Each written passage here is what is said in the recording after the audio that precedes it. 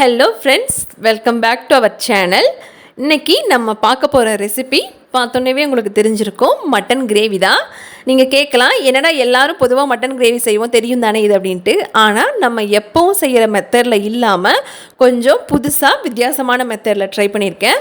கண்டிப்பாக ஒரு தடவை ட்ரை பண்ணுங்கள், உங்களுக்கு ரொம்ப ரொம்ப ஃபேவரட் ஆகும். அதே போல் இட்லி, தோசை, சப்பாத்தி எல்லாத்துக்குமே பெஸ்ட்டு காம்பினேஷன். நீங்கள் நம்ம சேனலுக்கு இன்னும் சப்ஸ்கிரைப் பண்ணலாம், மறக்காமல் தென்னங்கீற்றுக்கு சப்ஸ்கிரைப் பண்ணிவிட்டு பக்கத்தில் இருக்க பெல் நோட்டிஃபிகேஷனை தட்டிடுங்க. நம்மளோட மட்டன் கிரேவிக்கு ஒரு 10லேருந்து 20 போல் சின்ன வெங்காயத்தை இந்த மாதிரி கொரகொரப்பாக அரைச்சி எடுத்துக்கலாம். அடுத்தது இஞ்சி பூண்டு நம்ம போடுறப்ப அளவு சொல்கிறேன், நீங்கள் குத்து மதிப்பாக அரைச்சி வச்சுக்கோங்க. ஆனால் ஃப்ரெஷ்ஷாக மட்டும் அரைச்சி சேருங்க. நைஸாக நல்லா பேஸ்ட் மாதிரி ஒட்டிட வேண்டாம், கொரகொரப்பாக அரைச்சி எடுத்துக்கோங்க. அடுத்ததான் ஒரு 2 பெரிய வெங்காயம், 3 மீடியம் சைஸ் தக்காளி, பச்சை மிளகா நான் பிஞ்சு மிளகாய் எடுத்திருக்கேன், ஒரு 5லேருந்து 6 வரைக்கும். காரம் அதிகமாக இருந்தால் நீங்கள் 2 பச்சை மிளகா மட்டும் சேருங்க. அடுத்ததான் பொடி வகைகள் எல்லாமே நான் உங்களுக்கு போடுறப்ப அளவும் சொல்கிறேன். 1.5 தக்காளியை நறுக்கி வச்சாச்சு, 2 பெரிய வெங்காயத்தையும் நறுக்கியாச்சு. மீதி இருக்க 1.5 தக்காளியை பேஸ்ட் பண்ணி எடுத்தாச்சு. அடுத்ததான் எண்ணெய் உங்கள் தேவைக்கேற்ப ஊற்றிக்குங்க. நான் இன்றைக்கி நல்லெண்ணெய் தான் சேர்க்குறேன், நீங்கள் கடலெண்ணையும் சேர்த்துக்கலாம்.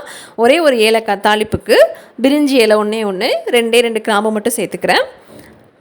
அடுத்ததான் நம்ம நறுக்கி வச்ச பெரிய வெங்காயத்தை உள்ளே சேர்த்துக்கலாம். வெங்காயம் பெரிய வெங்காயம் நல்லா வதங்கணும். உங்களுக்கு நல்லா ஓரளவுக்கு ப்ரௌனிஷ் ஆகிற வரைக்கும் வதங்கினா தான் நமக்கு அந்த இனிப்பு டேஸ்ட் தெரியாது. அடுத்ததான் நான் பச்சை மிளகாயை 2 உடச்சி உள்ளே சேர்த்துக்கிறேன். இது காரம் கம்மியாக தான் இருக்கும். நீங்கள் காரம் அதிகமாக இருந்த மிளகாயாக இருந்ததுன்னா நீங்கள் 2 மிளகாய் மட்டும் சேர்த்துக்குங்க போதும். பெரிய வெங்காயம் பாதி வதங்கினோடனே நம்ம அரைச்சி வச்ச சின்ன வெங்காய விழுதை உள்ளே சேர்த்துக்கலாம். அப்போ தான் ரெண்டும் சேர்ந்து வதங்கிறதுக்கு நமக்கு கரெக்டாக இருக்கும். வெங்காயம் நல்லா வதங்கினோடனே நம்ம கட் பண்ணி வச்ச தக்காளியை 1.5 தக்காளியை உள்ளே சேர்த்துக்கலாம். அடுத்ததான் தக்காளி வதங்கிறதுக்கு கூடவே உப்பு சேர்த்துக்கலாம். அப்போ நல்லா உங்களுக்கு மசிஞ்சு வரும். நமக்கு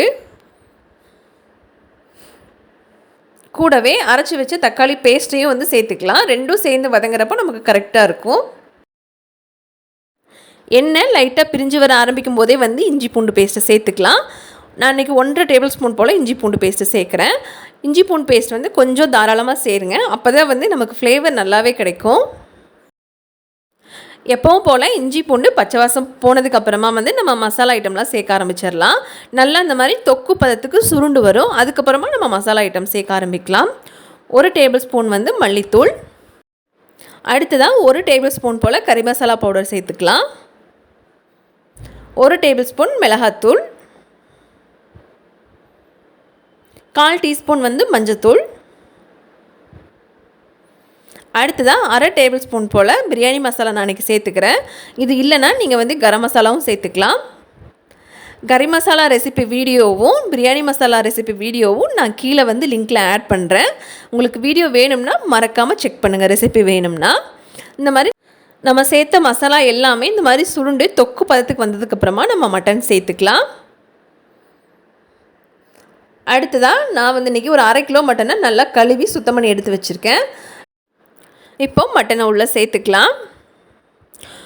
ஒரு சிலர் மசாலா வதங்கினதுக்கப்புறமா கொஞ்சமாக தண்ணி சேர்த்து மசாலா பச்சை வாசம் போக வதங்கினதுக்கப்புறமா மட்டனை சேர்ப்பாங்க.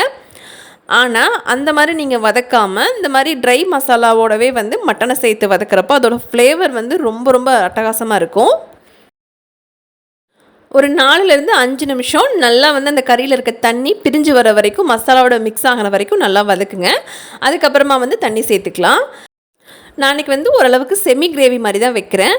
அதனால் 400 ml போல் தண்ணி சேர்த்துக்கிறேன். உங்களுக்கு உங்கள் தேவைக்கேற்ப சேர்த்துக்குங்க. மொத்தத்தில் அடிப்பிடிக்காமல் மட்டும் பார்த்துக்குங்க, அவ்வளோதான். அடுத்ததான் உப்பு சேர்த்துக்கலாம். நான் காட்டுற மாதிரி ஓரளவுக்கு தளதளன்னு இருந்ததுன்னா நமக்கு சாதத்துக்கு மட்டும் இல்லை, இட்லி, தோசை, சப்பாத்தி எல்லாத்துக்குமே தொட்டு சாப்பிட்றப்பவும் நல்லாயிருக்கும்.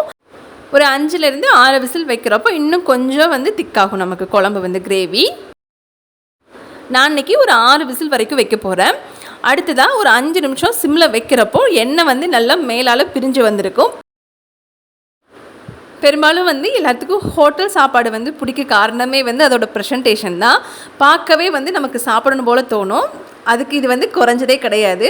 கண்டிப்பாக வந்து ட்ரை பண்ணுங்கள். உங்கள் வீட்டில் எல்லாத்துக்குமே கண்டிப்பாக பிடிக்கும். ட்ரை பண்ணிவிட்டு எப்படி இருந்துச்சுன்னு உங்கள் ஃபீட்பேக்கை மறக்காமல் கமெண்ட்டில் சொல்லுங்கள்.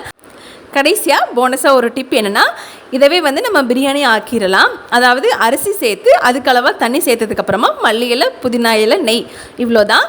நம்ம பிரியாணியும் ரெடி. தேங்க்ஸ் ஃபார் வாட்சிங்.